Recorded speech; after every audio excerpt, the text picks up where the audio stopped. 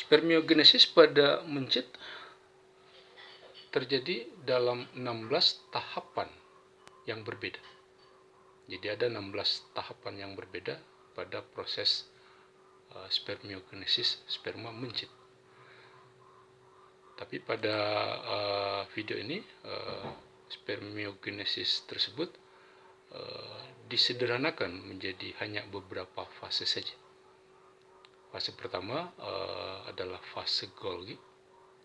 Fase Golgi ini adalah proses pembentukan vesikula akrosom yang berisi granula proakrosomal yang biasanya berisi enzim-enzim hidrolitik, bisa berupa hyaluronidase, neuroaminidase, atau protease, atau ketiganya, bergantung molekul yang menyusun selaput telur dari spesiesnya.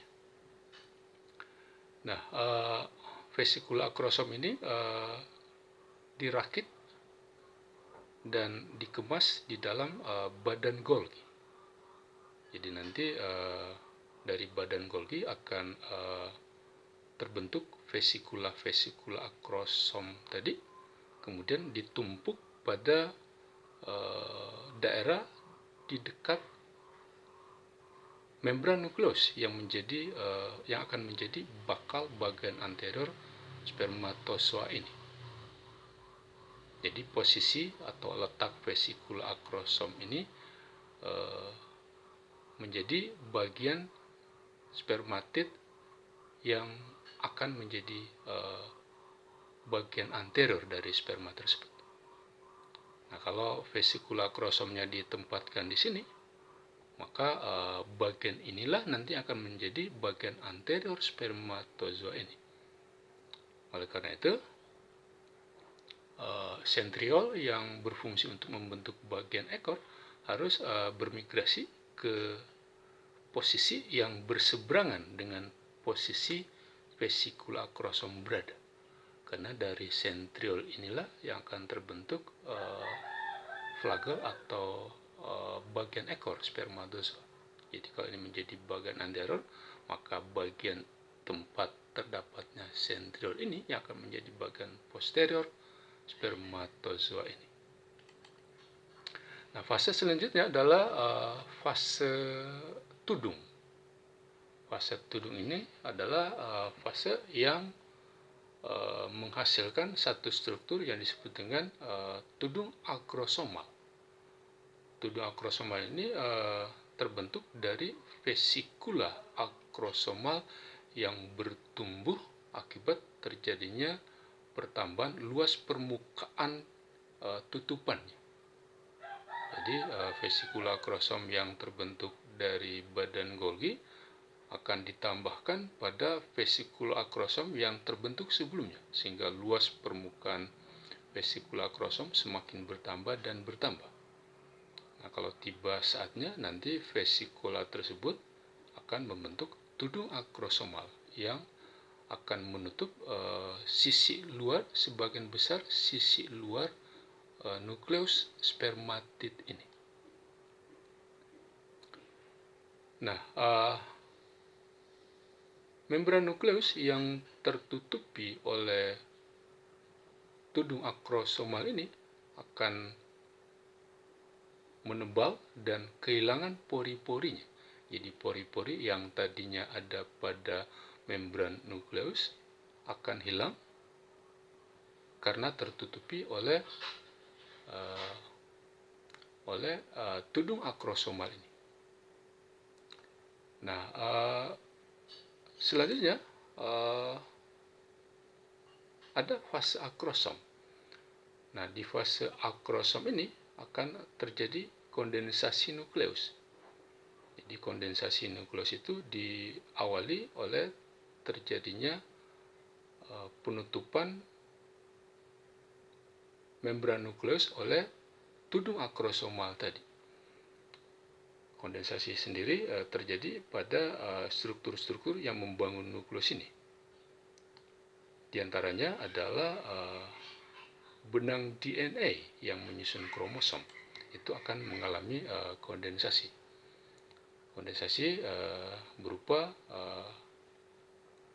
penggantian protein kondensor yang tadinya berupa histon diganti dengan protein kondensor jenis lain yang ukurannya lebih kecil daripada histon ini, adalah protein protamin yang berfungsi mengkondensasi benang DNA yang ada di dalam nukleosom, yang menyusun nukleosom. Nah, karena protein kondensornya lebih kecil, maka kemudian ukuran nukleusnya akan menjadi lebih kecil dibandingkan dengan ukuran sebelumnya. Nah, kondensasi ini menyebabkan seluruh gen yang ada di dalam nukleus tidak bisa ditranskripsi. Jadi terjadi penghambatan transkripsi secara total. Terjadi complete shutdown transkripsi. Itu karena adanya kondensasi yang terjadi pada gen-gen yang ada di dalam nukleosom tadi. Kondensasi ini juga menyebabkan inti dari spermatida akan tampak berbentuk seperti kristal. Nah, hal lain yang terjadi di fase akrosom ini adalah nukleus yang tadinya bulat akan memipih. Nukleus akan memipih. Proses pemipihan nukleus itu dibantu oleh satu struktur seluler yang disebut dengan manset. Dalam manset ini adalah mikrotubul yang menyusun diri sedemikian rupa. Jadi dia terentang dari tepi posterior akrosom hingga ke ujung posterior spermatid. Jadi kehadiran manset yang berupa mikrotubul sitoplasmik ini yang berfungsi mengubah bentuk nukleus spermatid yang tadinya bulat kemudian memipih seperti ini. Nah, tapi bukan hanya itu fungsi daripada manset itu. Manset juga berfungsi sebagai titian atau jalur migrasi protein-protein yang dibutuhkan untuk pembentukan flagel yang menyusun bagian ekor ini. Jadi mikrotubul sitoplasmik yang menyusun manset ini yang menjadi titian bakal protein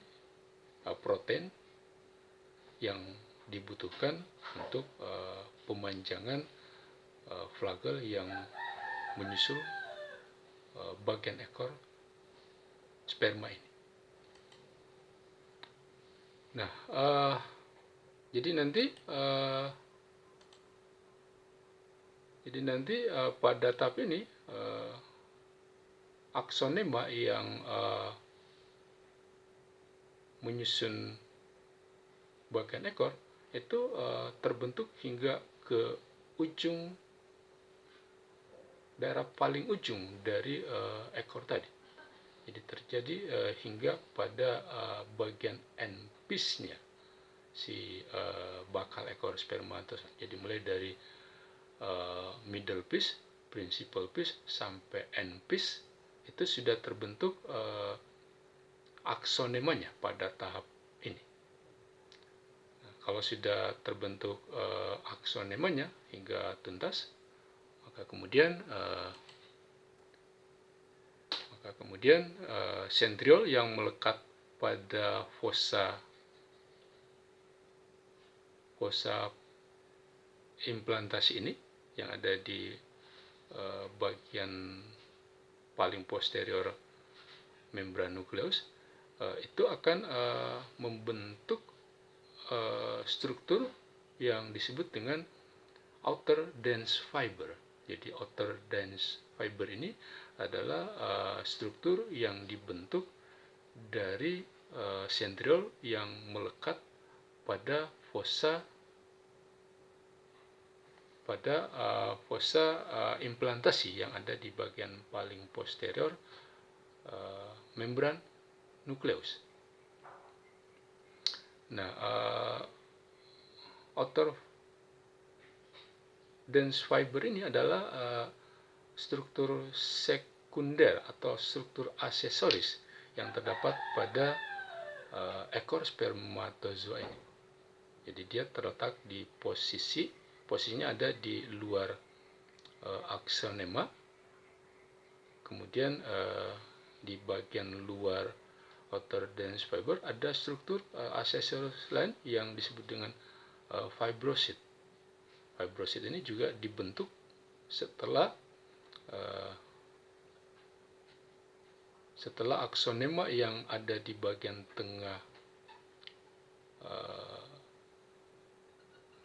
tengah ekor spermatozoa ini terbentuk dahulu. Nah, outer dense fiber ini sesungguhnya berfungsi untuk menghubungkan bagian kepala spermatozoon ini dengan bagian ekornya. Oleh karena itu, outer dense fiber kadang-kadang juga disebut sebagai connecting piece.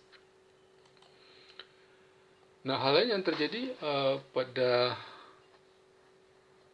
fase akrosom ini adalah hilangnya manset.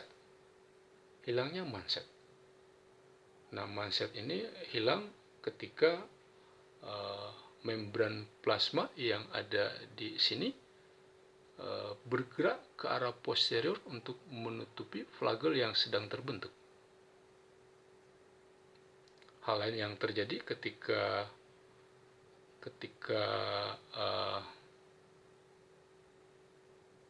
membran plasma ini bergerak ke arah posterior adalah terjadinya migrasi mitokondria yang ada di sitoplasma ini menuju ke bagian middle piece. Jadi nanti mitokondria yang ada di sini akan berkumpul di bagian middle piece, kemudian menyusun diri di bagian luar outer dense fiber ini. Nah, bagian inilah yang kemudian akan membentuk middle piece. Jadi di middle piece itu isinya adalah bagian tengah adalah aksonema, kemudian di luarnya ada outer dense fiber, kemudian di luarnya lagi ada fibrosit, kemudian bagian terluar yang tepat berada di bawah membran adalah jajaran mitokondria. Nah, hal lain yang terjadi selanjutnya adalah terbentuknya bagian leher. Bagian leher itu adalah bagian yang menghubungkan bagian ekor dengan nukleus yang ada di bagian anterior. Itu terbentuk dari sentriol yang melekat pada fossa implantasi tadi. Jadi di fossa implantasi ada sentriol, kemudian sentriol ini akan mengalami modifikasi membentuk bagian ekor atau connecting piece dari bagian ekor sperma ini. Nah, fase terakhir dari spermiogenesis adalah maturasi, fase pematangan. Fase pematangan ini berkaitan dengan terjadinya fagositosis kelebihan sitoplasma yang ada di bagian ekor ini. Kelebihan sitoplasma yang ada di bagian ekor nanti akan difagositosis oleh sel-sel Sertoli yang melingkupi spermatid yang sedang bermaturasi ini. Nah, Memang kalau dilihat dari proses spermatogenesis, mulai dari spermatogonim tipe A hingga terbentuk spermatozoon, memang sel-sel yang berkembang tadi, yang membelah secara mitosis, memang tetap terhubung melalui jembatan antar sel.